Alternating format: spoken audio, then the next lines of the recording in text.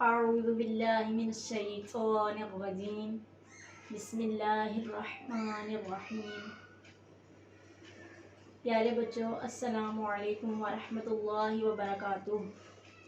امید کرتی ہوں تمام بچے ٹھیک ٹھاک ہوں گے۔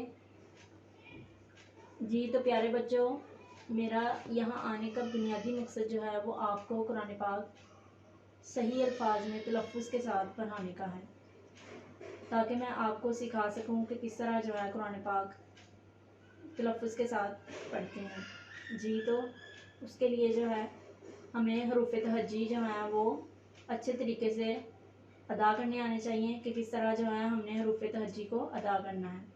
تو حروف تہجی جو ہیں وہ بیسیکلی ہمارے منہ سے، ہمارے حلق سے، ہماری جو ہے زبان سے، ہمارے ہونٹوں سے ادا ہوتی ہیں۔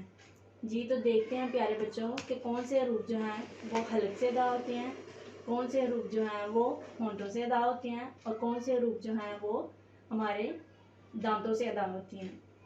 جی تو سب سے پہلے جو ہیں وہ پیارے بچوں حلق سے دیکھتے ہیں کہ کون سے حروف ادا ہوتے ہیں۔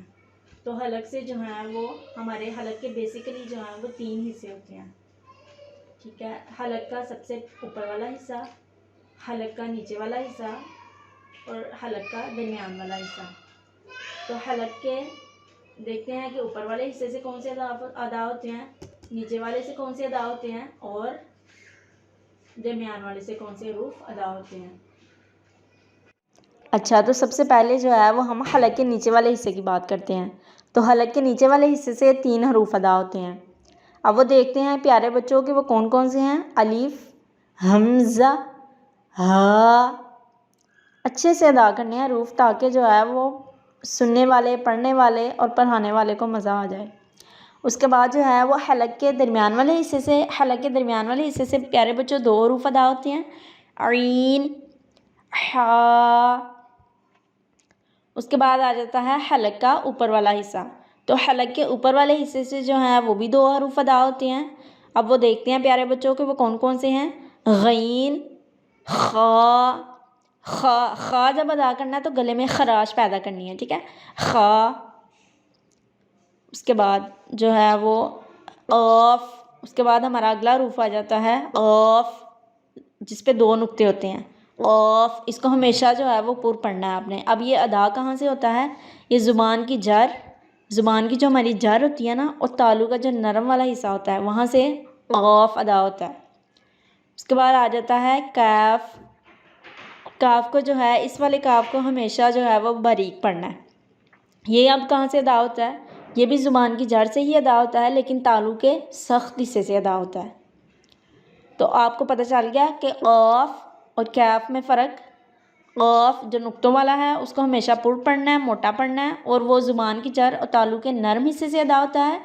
اور جو کاف ہے اس کو ہمیشہ باریک پڑھنا ہے، وہ زبان کی جڑ اور تالو کے سخت حصے سے ادا ہوتا ہے۔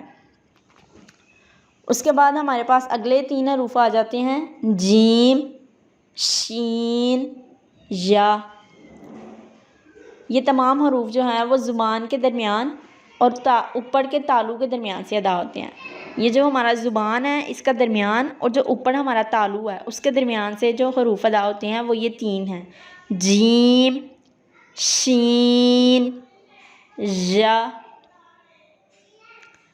اس کے اگلا حروف ہمارے پاس آ جاتا ہے دود۔ کس طرح پیارے بچوں ادا کرنا ہے اس کو؟ منہ کھول کے، دود، گالیں پھلا کے، زبان کی کروٹ اور اوپر کی دھاروں کی جڑ سے یہ ادا ہوتا ہے۔ کس طرح ادا ہوتا ہے؟ زبان کی کروٹ اور اوپر کی دھاروں کی جڑ سے، دود۔ اس کے بعد اگلے جو 3 حروف ہیں وہ ہمارے پاس لام، نون، را۔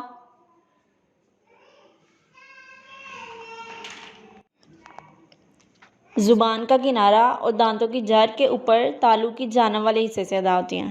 یہ جو تینوں حروف ہیں یہ زبان کے کنارے سے اور جو دانتوں کی ہمارے پاس جڑ ہے اس کے اوپر تالو کی جانب والے حصے سے ادا ہوتے ہیں۔ اس کے بعد جو ہیں وہ اگلے 3 حروف ہمارے پاس ہیں تا، دال، طا۔ زبان کی نوک اور اوپر کے دانتوں کی جڑ سے زبان کی نوک اور اوپر کے دانتوں کی جڑ سے ہمارے پاس کون سے حروف ادا ہوتے ہیں؟ تا، دال، طا. اس سے اگلے حروف آ جاتے ہیں ثا، ذال، ظا. یہ 3 حروف ایسے ہیں جن کو ہمیشہ جو ہے وہ کیا کرنا ہے؟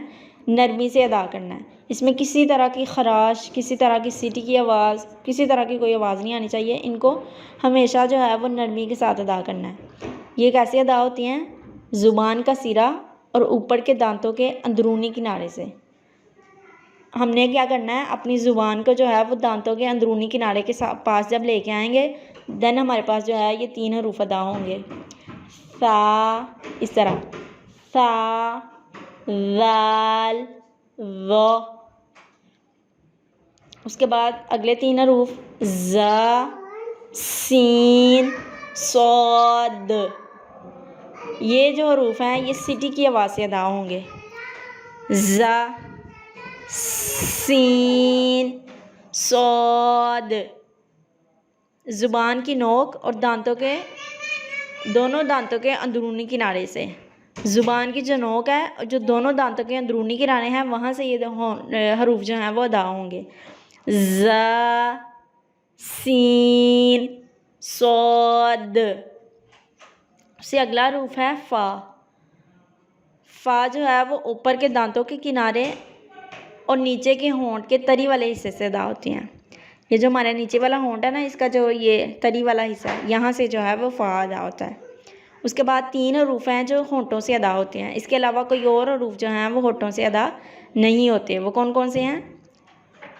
با، میم، واو. با جو ہے وہ دونوں ہونٹوں کے تر حصے سے ادا ہوتا ہے. اس کے بعد میم دونوں ہونٹوں کے خشک حصے سے. اور واو جو ہے وہ دونوں ہونٹوں کی گلائی سے ادا ہوتا ہے.